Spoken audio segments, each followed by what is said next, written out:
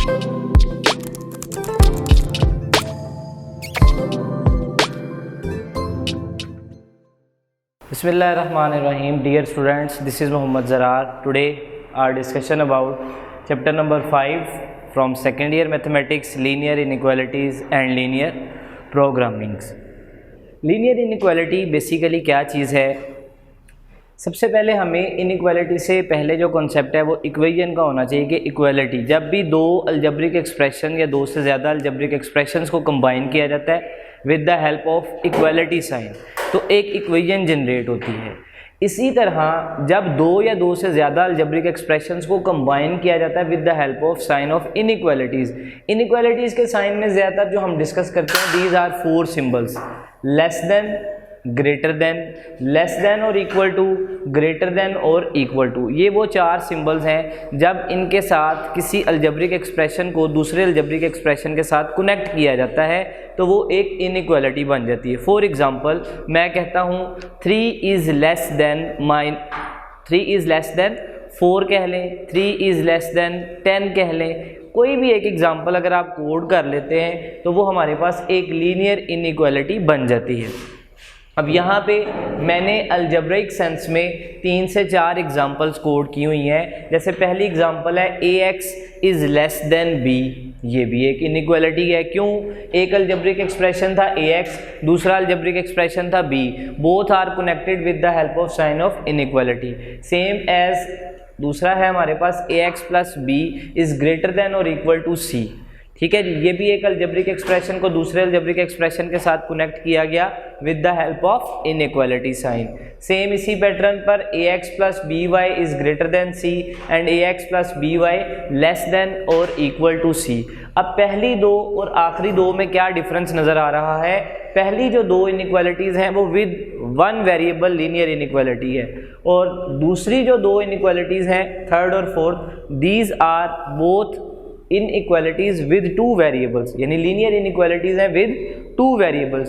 तो हमारी इस चैप्टर के अंदर जो डिस्कशन है वो basically linear inequalities with 2 variables रहती है, यानी उसमें x वेरिएबल भी दिखाई देगा और y वेरिएबल भी दिखाई देगा। अब मेजर कंसर्न क्या होता है कि हमने लीनियर इनइक्वालिटी का ग्राफ कैसे जनरेट करना होता है, ठीक है जी। लिखा हुआ है topic graphic of linear inequality in 2 variables. फर्ज कर लें कि हमारे पास ये एक लाइन की इक्वेशन है ax plus B Y equals to C. अब पिछले चैप्टर में भी हमने पढ़ा कि ax plus B Y plus C equals to 0, या इस तरह से हम इसको लिख लेते हैं तो ये एक लाइन की इक्वेशन बन जाती है। लाइन की इक्वेशन कहने का मतलब लीनियर इक्वेशन, और जब इसकी ग्राफ की शक्ल जहन में आती है तो बेसिकली एक लाइन आ जाती है हमारे पास। इंक्लाइंड शेप में भी हो सकती है, वर्टिकल शेप में भी हो सकती है और हॉरिजॉन्टल शेप में भी हो सकती है। अब यहाँ पे मेंशन किया हुआ है दिस इज़ अ लाइन, ये एक ऐसी लाइन है जो आपके प्लेन समझते हैं ना कि जब x एक्सिस और y एक्सिस एक दूसरे को इंटरसेक्ट करती हैं तो वहाँ पे एक प्लेन जनरेट होता है। तो वो जो लाइन जब ग्राफ में लाइन प्लॉट की जाती है तो ग्राफ वाली लाइन उस प्लेन को 2 हाफ्स में क्या कर देती है, 2 पार्ट्स में क्या कर देती है, डिवाइड कर देती है, which divides the plane into 2 disjoint regions as stated below. नीचे उसके बारे में डिस्कशन है, उस पर भी आते हैं हम कि जब कभी, जैसे डायग्राम में दिखाया गया है, ये मैं कोई 2 डायग्राम्स हैं, इसमें मैंने लीनियर इनइक्वालिटीज़ के मुताबिक ग्राफ प्लॉट किया हुआ है। फ़र्ज़ करने की ये भी एक लाइन है और ये भी एक लाइन ही है। जब एक लाइन जनरेट होती है तो वो एक प्लेन को 2 हाफ्स में डिवाइड कर देती है, ठीक है जी। एक अपर पोर्शन, एक लोअर पोर्शन, या एक राइट हाफ, एक लेफ्ट हाफ।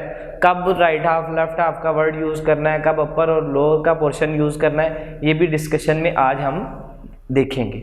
अच्छा जी, नेक्स्ट है कि the set of ordered pair x, y such that ax plus B Y is less than c। इसी तरह the set of ordered pairs x, y such that ax plus B Y greater than c। भाई अब जब हमारे पास inequality होगी तो उसमें 2 ही chances होंगे, या लेस देन की बात होगी या ग्रेटर देन की बात होगी, ठीक है जी। तो हमने क्या काम करना होता है कि जो भी हमारे पास एक इनइक्वालिटी गिवन होती है उस इनइक्वालिटी के अगेंस्ट हम एक लीनियर इक्वेशन जनरेट करते हैं, उसे हम कहते हैं एसोसिएटेड इक्वेशन। उसे क्या कहते हैं जी? एसोसिएट, यानी ये लीनियर इनइक्वालिटी थी, इसके लिए भी इस तरह की इक्वेशन जनरेट होगी लीनियर फॉर्म में। अगर ये लीनियर इनइक्वालिटी है, चाहे लेस देन हो या ग्रेटर देन, हम वो लेस देन ग्रेटर देन के साइन को रिप्लेस कर देते हैं इक्वालिटी साइन से, फिर वहाँ पे हमारे पास लीनियर इक्वेशन जनरेट होती है। उस लीनियर इक्वेशन में हम 2 पॉइंट्स खुद से एज्यूम करते हैं। वो 2 पॉइंट्स अभी आगे ग्राफ की डिस्कशन आती है, वहाँ पे भी मैं आपके साथ डिस्कशन करूँगा। अच्छा जी, नेक्स्ट यहाँ पे मेंशन किया हुआ है कि ये फर्स्ट पॉइंट और सेकंड पॉइंट के जो रीजन्स हैं, regions 1 and 2 are called half planes and the line ax plus by equals to c is called the boundary of each half plane। जैसे डायग्राम में दिखाया हुआ है कि हमारे पास एक लीनियर इनइक्वालिटी थी, लीनियर इनइक्वालिटी को हमने किस में कन्वर्ट किया होगा, एसोसिएटेड इक्वेशन में। एसोसिएटेड इक्वेशन बन गई, ये डॉटेड फॉर्म में है, ये परमानेंट फॉर्म में है, इसमें क्या डिफरेंस है ये भी डिस्कशन करते हैं। अच्छा जी, अब ये जो डॉटेड लाइन है या परमानेंट लाइन है, इसको हम कहते हैं बाउंड्री लाइन, और इससे ऊपर या नीचे का जो पोर्शन है, इससे राइट या लेफ्ट का जो पोर्शन है, these portion are called half planes of graph. ठीक है जी। अच्छा जी, नेक्स्ट क्या है, एक नोट लिखा हुआ है, वर्टिकल लाइन यानी वाई एक्सिस के पैरेलल जो लाइन आती है वो क्या करती है, वो हमारे गिवन ग्राफ को 2 प्लेन्स में कन्वर्ट कर देती है। यानी फर्ज कर ले मेरे पास इस तरह से ये एक्स एक्सिस और वाई एक्सिस मौजूद थी, ठीक है जी, और हमारे पास एक वर्टिकल लाइन आ गई। हमारे पास क्या आ गई जी, एक वर्टिकल लाइन आ गई, ये ग्राफ आ गया। अब इस वर्टिकल लाइन ने क्या किया, गिवन प्लेन को राइट हाफ और लेफ्ट हाफ में कन्वर्ट कर दिया। तो यही चीज़ यहाँ पे मेंशन की हुई है कि vertical line divides the plane into left and right half plane. Clear होगी बात, ये राइट हाफ प्लेन एक तरफ आ जाता है, लेफ्ट हाफ प्लेन एक तरफ आ जाता है। Which plane is our concern, it depends on given condition, कि हमने राइट हाफ प्लेन की तरफ मूव करना है या लेफ्ट हाफ प्लेन की तरफ मूव करना है। ये डिस्कशन तब पता चलती है जब गिवन क्वेश्चन को हम देखते हैं। It depends on given sign of inequality, either it will be less than और इक्वल टू और ग्रेटर देन और इक्वल टू। जो नॉन वर्टिकल लाइंस होती हैं यानी इंक्लाइंड या हॉरिजॉन्टल लाइन, वो प्लेन को डिवाइड कर देती हैं कितने सेगमेंट्स में, 2 सेगमेंट्स में ही, into upper and lower half. जैसे ये इसमें अगर देखें तो ये अपर हाफ है और इससे लाइन से नीचे आ जाए तो लोअर हाफ है। ठीक है जी। तो याद रखने वाली बात क्या है कि एक लाइन अगर हमारे पास है, उसका ग्राफ स्केच करते हैं, या एक इनइक्वालिटी हमारे पास है उसका ग्राफ स्केच करते हैं, तो उसमें जो लाइन आती है वो बाउंड्री लाइन कहलाती है, और उससे राइट और लेफ्ट अगर वर्टिकल लाइन की बात करते हैं तो राइट और लेफ्ट हाफ प्लेन कहलाते हैं, और अगर इंक्लाइंड लाइन है, नॉन वर्टिकल लाइन है, तो उससे ऊपर वाला पोर्शन अपर हाफ प्लेन और नीचे वाला पोर्शन लोअर हाफ प्लेन कहलाता है। फिर कुछ इंटरेस्टिंग टेक्निकल पॉइंट्स हैं, इंपॉर्टेंट टेक्निकल पॉइंट्स हैं जो कि आपको हेल्पफुल साबित हो सकते हैं किस चीज़ में, एमसीक्यूज में। देखिएगा यहाँ पे मेंशन किया हुआ है अ सॉल्यूशन ऑफ इनइक्वालिटी। अक्सर पेपर में जब भी आपसे ई-कैट के पेपर में या जितने भी आप एग्जाम्स देते हैं, चैप्टर 5 से जो एमसीक्यूज पूछा जाता है ना, वो इस पोर्शन में से होता है कि कोई ना कोई ऑर्डर्ड पेयर दे दिए जाते हैं और साथ एक रिस्पेक्टेड इनइक्वालिटी गिवन होती है। You have to check which ordered pair represent the solution of given inequality. तो उसका तो बड़ा आसान सा हल होता है कि आप 1 बाय 1 ऑर्डर्ड पेयर को गिवन इनइक्वालिटी में पुट करके देख लेते हैं। जो ऑर्डर्ड पेयर गिवन इनइक्वालिटी को सेटिस्फाई कर रहा होगा, कंडीशन को सेटिस्फाई कर रहा होगा, वो ऑर्डर्ड पेयर सॉल्यूशन सेट का मेंबर कहलाएगा या सॉल्यूशन कहलाएगा। ये बड़ा आसान सा एक चेक होता है। खैर देखते हैं, a solution of inequality in the form of ordered pair which satisfies the inequality. फर्ज कर ले हमारे पास एक इनइक्वालिटी थी x + 2y < 6। अगर तो सिंपल लेस देन 6 या ग्रेटर देन 6 का वर्ड यूज़ किया हो, या सिंबल लेस देन की सिंबल हो या ग्रेटर देन की सिंबल हो, तो उस केस में बेटा हम जो ग्राफ मेंशन करते हैं एसोसिएटेड इक्वेशन उसी तरह बनेगी, x + 2y = 6।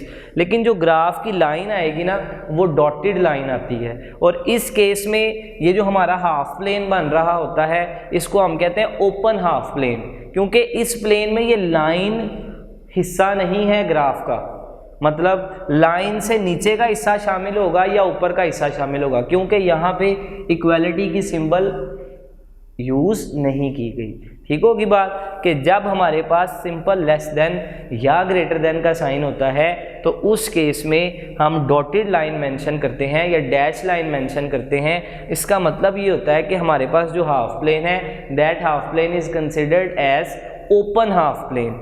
ठीक होगी बात कि हम इस लाइन से नीचे नीचे रहेंगे लेकिन ये लाइन हमारा हिस्सा नहीं बनेगी। क्लियर होगी बात। अब मेरे पास ये एक लाइन थी x+2y, मैंने 2 पॉइंट एज्यूम कर लिए। वो पॉइंट एज्यूम करना सबको पता है किस तरीके से किया जाता है। y0 पुट करते हैं x निकल आता है, x0 पुट करते हैं y निकल आता है। These are 2 points.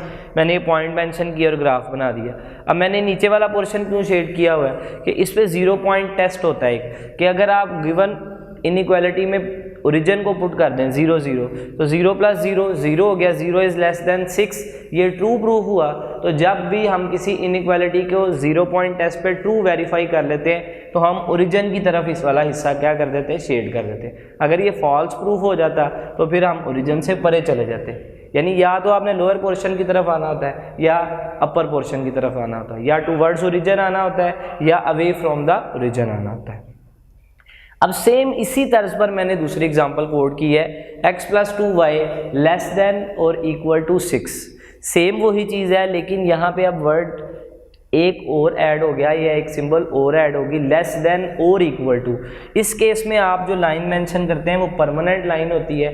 ठीक है जी। और इस तरह के प्लेन को हम कहते हैं क्लोज्ड हाफ प्लेन। क्लोज्ड क्यों कहते हैं, क्योंकि अब ये लाइन जो है ये भी ग्राफ के अंदर शामिल है। इस लाइन से पीछे की तरफ या आगे की तरफ हम चल सकते हैं, इस लाइन से नीचे की तरफ या इस लाइन से ऊपर की तरफ, यानी ये लाइन भी हमारे सॉल्यूशन के अंदर शामिल हो जाएगी। ठीक है जी। इस पे भी वो 0 पॉइंट टेस्ट किया, 0 पॉइंट टेस्ट सेटिस्फाई हो गया तो इस वजह से टूवर्ड्स ओरिजिन हमने शेड कर दिया। अगर इधर ग्रेटर देन और इक्वल टू 6 कर देता हूँ तो 0 पॉइंट टेस्ट फेल हो जाएगा, फिर ऊपर वाला पोर्शन क्या करना पड़ेगा, शेड। ठीक है जी।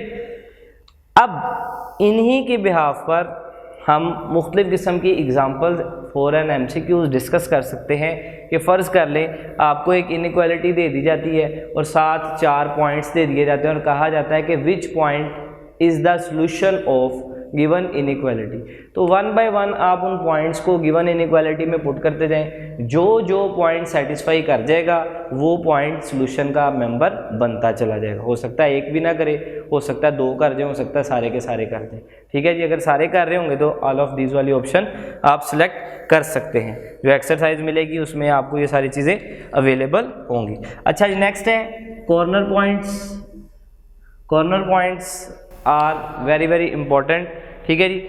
कॉर्नर पॉइंट क्या होता है जब भी कभी 2 बाउंड्री लाइंस, 2 इनइक्वालिटीज़ एक दूसरे को इंटरसेक्ट करती हैं तो इंटरसेक्शन जिस पॉइंट पर बनता है उस पॉइंट को हम कहते हैं कॉर्नर पॉइंट या वर्टेक्स। कि फ़र्ज़ कर लें अ पॉइंट, जैसे ये डिफिनेशन में बताया गया, a point of solution region. Solution region क्या चीज़ है? सॉल्यूशन रीजन बेसिकली वो हिस्सा होता है जिसको हमने क्या करना होता है, शेड करना होता है। ग्राफ का वो पोर्शन जिसको हमने क्या करना है, शेड करना है। उस पोर्शन में वो हिस्सा जहाँ पे 2 बाउंड्री लाइंस या 2 से ज़्यादा बाउंड्री लाइंस आपस में एक दूसरे को इंटरसेक्ट कर रही हैं, उस पॉइंट ऑफ इंटरसेक्शन को हम क्या कहते हैं, कॉर्नर पॉइंट कहते हैं या वर्टेक्स ऑफ द ग्राफ कहते हैं। ठीक है जी। अब डायग्राम यहाँ पे मेंशन तो नहीं है, लेकिन अगर हम फ़र्ज़ कर लें कि इस तरीके से यहाँ पे कोई एक इनइक्वालिटी आ जाती है, फ़र्ज़ कर लीजिए। ठीक है जी। ये एक इनइक्वालिटी हो रहा है। अब इस जगह पे ये इसका क्या बनेगा, कॉर्नर पॉइंट बन जाएगा। ठीक है जी। क्योंकि यहाँ पे दोनों बाउंड्री लाइंस ने एक दूसरे को क्या कर दिया, इंटरसेक्ट कर दिया। तो जहाँ पर ये हमारा सॉल्यूशन रीजन था, सॉल्यूशन रीजन के अंदर ये पॉइंट हमारा क्या कहलाएगा, कॉर्नर पॉइंट या वर्टेक्स कहलाएगा। नेक्स्ट है प्रॉब्लम कॉन्स्ट्रेंट्स। जब कभी हम रोज़मर्रा ज़िंदगी के मसाइल को लीनियर इनइक्वालिटी की फॉर्म में डिस्कस करना शुरू कर देते हैं, डेवलप करना शुरू कर देते हैं, तो वो डेली लाइफ के प्रॉब्लम्स क्या कहलाना शुरू हो जाते हैं, प्रॉब्लम कॉन्स्ट्रेंट्स। जैसे लिखा हुआ यहाँ पे, problem constraints of everyday life in the form of inequality. कि इनइक्वालिटी की फॉर्म में जो प्रॉब्लम कॉन्स्ट्रेंट्स हैं, उन प्रॉब्लम कॉन्स्ट्रेंट्स को हम क्या कहेंगे जी, प्रॉब्लम कॉन्स्ट्रेंट्स जो हैं वो बेसिकली आपकी रोज़मर्रा ज़िंदगी की किसी भी किस्म के मसाइल हैं। ठीक है जी। फ़र्ज़ कर लें आप देखना चाहते हैं कि कितने टेम्परेचर के साथ गर्मी में कितना इजाफा हो रहा है, या कितने टेम्परेचर के साथ सर्दी कितनी बढ़ रही है या कम हो रही है। तो जब इस तरह की प्रॉब्लम्स को आप रिलेशनशिप में लेके आते हैं in the form of linear inequalities, तो वो रिलेशनशिप क्या बन जाता है, प्रॉब्लम कॉन्स्टेंट्स बन जाता है। अब इन प्रॉब्लम कॉन्स्टेंट्स में डिसीजन वेरिएबल्स का कॉन्सेप्ट बड़ा इंपॉर्टेंट है। प्रॉब्लम कॉन्स्टेंट में जो वेरिएबल कंसिडर किए जाते हैं, बेसिकली उन वेरिएबल की वैल्यूज़ हम हमेशा क्या कंसिडर करते हैं, नॉन नेगेटिव यानी पॉजिटिव वैल्यूज़ कंसिडर करते हैं। वो पॉजिटिव वैल्यूज़ या ज़ीरो भी हो सकती है, ठीक है। नॉन नेगेटिव में दो चीज़ें, ज़ीरो या पॉजिटिव। तो अब नॉन नेगेटिव वैल्यूज़ जब आप कंसिडर करते हैं, उन नॉन नेगेटिव वैल्यूज़ को हम डिसीजन वेरिएबल्स कहते हैं, क्योंकि जब आपने डिसीजन लेना होता है तो पॉजिटिव रिलेशनशिप्स में आप चल के बात करते हैं। तो यहाँ पे ये चीज़ मेंशन की गई है कि variable involves in problem constants are non negative and these variables are basically called decision variables. कि फ़र्ज़ कर लें कि मैंने चेक करना है कि एक क्वांटिटी का दूसरी क्वांटिटी के साथ जो रिलेशनशिप चल रहा है वो किस तरह से, either it will B inverse relationship, direct relationship, या एक क्वांटिटी के कम या ज़्यादा होने से दूसरी क्वांटिटी पे कितना इम्पैक्ट पड़ रहा है।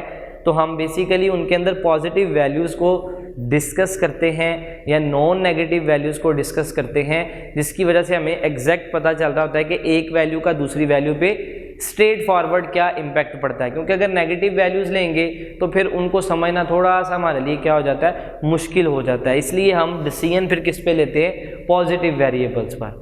क्लियर होगी बात। नेक्स्ट है फिजिबल रीजन। रीजन मतलब एरिया, इलाका, पोर्शन। ये क्या है, such a region which is restricted of the first quadrant, कि जब कभी हमारे पास सोल्यूशन रीजन का वो पोर्शन आ जाए जिसको हमने रिस्ट्रिक्ट कर दिया हो कि सिर्फ हमने पोर्शन ही कितना कंसिडर करना है, only for first quadrant.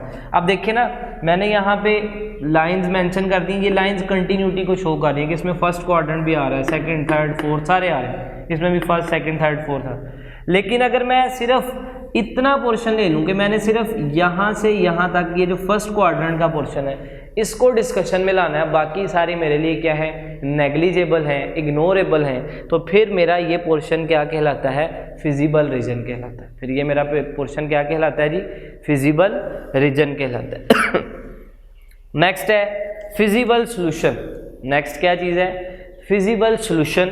Feasible solution क्या है, फिजिबल रीजन के अंदर जो आपके पॉइंट्स निकलते हैं, सॉल्यूशन सेट के मेंबर्स निकलते हैं, उन पॉइंट्स को हम बेसिकली क्या कहते हैं, फिजिबल सॉल्यूशंस। यानी each point of the feasible region, के फ़र्ज़ कर लें कि मेरे पास, इसको मैं थोड़ा सा अगर एलैबोरेट करूं आप लोगों के लिए,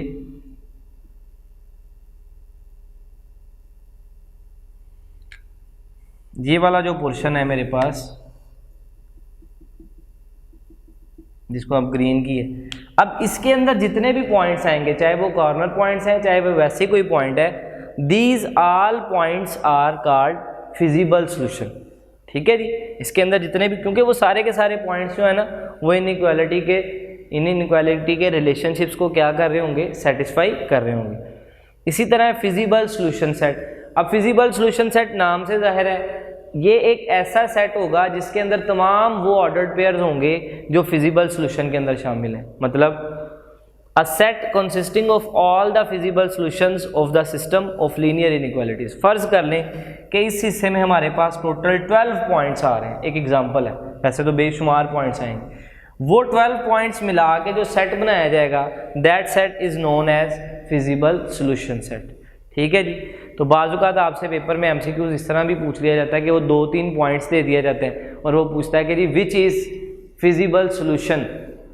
तो आप सारे पॉइंट्स चेक करते हैं, अगर सारे सेटिस्फाई कर देंगे तो आप ऑल ऑफ दीज पे टिक कर देंगे। नेक्स्ट लास्ट कॉन्सेप्ट जो है इस चैप्टर का वो है लीनियर प्रोग्रामिंग। लीनियर प्रोग्रामिंग में क्या होता है कि जो आपने प्रॉब्लम कॉन्स्टेंट्स स्टडी किए होते हैं, डिस्कस किए होते हैं, हमने उनके ऊपर डिसीजंस लेना सीखने होते हैं, उन पे चेक करना होता है कि गिवन फंक्शन को किस तरह से हम मैक्सिमम आउटपुट की तरफ लेके जा सकते हैं, मिनिमम आउटपुट की तरफ लेके जा सकते हैं, आया वो हमारे लिए किस हद तक यूज़फुल होगा, किस हद तक यूज़फुल नहीं होगा। मतलब कहने का सबसे पहली चीज़ इसमें है ऑब्जेक्टिव फंक्शन।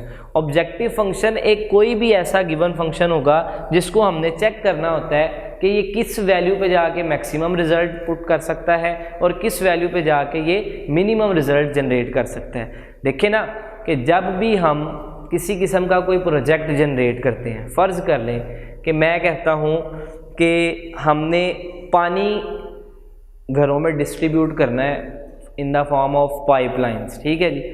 हमें जब उसकी डिज़ाइनिंग करनी है तो हमें पता होना चाहिए कि भाई घरों में किस टाइम पानी की कंजम्पशन ज़्यादा होती है, किस टाइम पानी की कंजम्पशन कम हो जाती है। अगर लोकली बात करें, जब गर्मियाँ होती हैं तो अंडरस्टूड बात है पानी की कंजम्पशन ज़्यादा होती है एज़ कम्पेयर टू सर्दियों के, ठीक है जी। अब गर्मियों में भी कंजम्पशन का टाइम होगा कोई ना कोई कि जिस पे पीक लेवल होगा और एक टाइम होगा जिस पे कंजम्पशन कम होती है। अमूमन जब रेगुलर डेज चल रहे होते हैं, बच्चे घर वाले दफातर में स्कूलों कॉलेज में जाते हैं, तो उस टाइम क्या होता है कि सुबह 7 से 10 बजे के दरमियान जो है वो पानी की कंजम्पशन रेट जो है वो अमूमन बढ़ चुकी होती है, वो मैक्सिमम पीक लेवल होता है। फिर 10 बजे से 1-2 बजे के दरमियान या 3-4 बजे के दरमियान पानी कंज्यूम तो होता है, लेकिन उसका रेट ऑफ कंजम्पशन जो है वो बहुत ज़्यादा नहीं होता, यानी वो अपनी मैक्सिमम लेवल की तरफ नहीं होता। फिर आहिस्ता आहिस्ता जैसे जैसे शाम आती है लोग घरों को वापस आते हैं, फिर 5 से 8 बजे के दरमियान पानी का कंजम्पशन रेट जो है वो फिर दोबारा से क्या हो जाता है, इंक्रीज़ कर जाता है। फिर इसी तरह रात 10 बजे से सुबह 3-4 बजे तक जो है वो पानी की कंजम्पशन इतनी ज़्यादा नहीं होती। अब इसका मतलब ये है कि ये एक डेली लाइफ का प्रॉब्लम मैंने आपके साथ डिस्कस किया और आपके पास इस प्रोजेक्ट को डिज़ाइन करने का तरीकाकार होगा। आपने क्या काम करना है, आपने इसको डिज़ाइन जब कर रहे होना है तो आपने इसमें यही देखना है कि ये हमारे पास एक गिवन रिलेशनशिप है, इसको कहाँ पे मैक्सिमम रिजल्ट्स चाहिए, कहाँ पर मिनिमम रिजल्ट्स चाहिए, which value is useful for us in the case of maximum और मिनिमम वैल्यू, ठीक है जी। ये अब टाइम स्पैन आपके पास आ गया, इसको देखते हुए आपने देखना है कि हमारे पास कितनी इनपुट चाहिए, किस टाइम आपको पानी ज़्यादा चाहिए, क्योंकि आप तो डिस्ट्रीब्यूटर है ना, आपको पता होना चाहिए कि यार आप सुबह 6 बजे से 10 बजे के दरमियान पानी कंज्यूम ज़्यादा होता है तो मैंने अपने पास पानी की इनटेक ज़्यादा रखनी है, और 10 बजे से शाम 3 बजे तक जो है वो पानी इतना ज़्यादा कंज्यूम नहीं होता, तो उस दौरान आपने किस तरह से बैलेंस करना है, समझ गए बात। तो इसी तरह की जो प्रॉब्लम्स हैं जब हम उनको डेवलप करना शुरू करते हैं मैथमेटिकल इनइक्वालिटीज़ में, वो चीज़ें हमारे लिए क्या बन जाती हैं, लीनियर प्रोग्रामिंग के प्रॉब्लम्स बन जाते हैं, ठीक है जी। इसमें एक लास्ट चीज़ है ऑप्टिमल सॉल्यूशन। ये तो मैंने एक आपके साथ प्रॉब्लम डिस्कस कर ली ना। अब ऑप्टिमल सॉल्यूशन क्या है, द फिजिबल सॉल्यूशन विच मैक्सिमाइजेज और minimises the objective function is called optimal solution. मतलब कि आपको एक प्रॉब्लम का पता चल गया, आपके पास प्रॉब्लम के रिजल्ट्स भी आ गए। अब उन प्रॉब्लम के रिजल्ट्स में मैंने आपके साथ शेयर कर लिया कि भाई किस टाइम स्पैन में आपको मैक्सिमम आउटपुट चाहिए, वो भी आपको पता चल गई कि भाई फ़र्ज़ कर ले सुबह 6 से 10 बजे के दरमियान और रात 5 बजे से 8 बजे के दरमियान, ये आपका मैक्सिमम सॉल्यूशन है, तो ये ऑप्टिमल सॉल्यूशन का हिस्सा बन जाएगा। और किस पोर्शन में आपको मिनिमम आउटपुट चाहिए, वो है सुबह यानी 10 बजे से दोपहर 4 बजे तक अगर हम बात करते हैं तो इसमें पानी की रिक्वायरमेंट क्या हो जाती है, कम हो जाती है, और रात 10 बजे से सुबह सहरी 3-4 बजे तक जो पानी की कंजम्पशन है वो कम है। तो ये आपने फिजिबल सॉल्यूशंस के अंदर से जो मैक्सिमम और मिनिमम की आउटपुट निकालनी होती है, these are called optimal solution. अब पेपर में जब हमें इस तरह के क्वेश्चंस पूछे जाते हैं तो उसमें आपको एक गिवन फंक्शन दिया जाता है और साथ कुछ इनइक्वालिटीज़ दी जाती हैं, उन इनइक्वालिटीज़ के अकॉर्डिंग आप ग्राफ प्लॉट करते हैं। तो ग्राफ प्लॉट करना यहाँ पे मेन कंसर्न नहीं होता, आप उन वैल्यूज़ के अकॉर्डिंगली कॉर्नर पॉइंट्स देख के कॉर्नर पॉइंट्स को 1 बाय 1 पुट करना शुरू करते हैं। तो अगर उसने मैक्सिमम का वर्ड यूज़ किया हुआ है तो हम देख लेते हैं किस पॉइंट पर मैक्सिमम रिजल्ट आ रहा है फंक्शन के अंदर वैल्यूज़ पुट करने से, और अगर मिनिमम का वर्ड यूज़ किया हुआ है तो उन पॉइंट्स को 1 बाय 1 फंक्शन के अंदर पुट करके देख लेते हैं, जिस पॉइंट पर मिनिमम रिजल्ट आ रहा होता है वो हमारा ऑप्टिमल सॉल्यूशन मिनिमाइज की सेंस में कंसीडर होता है, ठीक है जी। So students, this is all about chapter number 5, ठीक है जी। नेक्स्ट हम इंशाल्लाह चैप्टर 6 स्टार्ट करेंगे।